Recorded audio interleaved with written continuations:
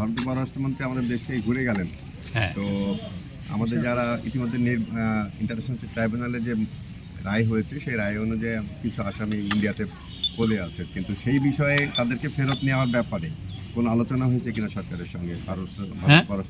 ভারতের পররাষ্ট্রমন্ত্রীর সঙ্গে এই বিষয়ে তাদেরকে ফেরতের বিষয়ে কোনো না উনি আসছিলেন পিওরলি, এটা আপনি জানেন যে বিএনপি চেয়ারপারসন এবং 3 বারের সাবেক প্রাইম মিনিস্টার,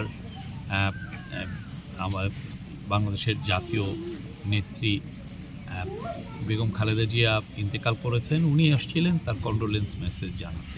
ভারতের সাথে বাংলাদেশের সম্পর্কটা কেমন? এই জন্যই এসেছিলেন জয়শঙ্কর, এই কারণে এসেছিলেন। এসে বাংলাদেশ ছিলেন, কিন্তু উনি যখন সংসদ ভবনে আসেন তখন তাকে তার সাথে আমাদের ল অ্যাডভাইজার এবং খলিল আমাদের ন্যাশনাল সিকিউরিটি অ্যাডভাইজার জাস্ট একটু ওনার সাথে এক্সচেঞ্জ গ্রিটিং করেছেন। তারপরে উনি মূলত কথা বলেছেন বিএনপির অ্যাক্টিং চেয়ারপারসন তারেক জিয়ার সাথে। যারা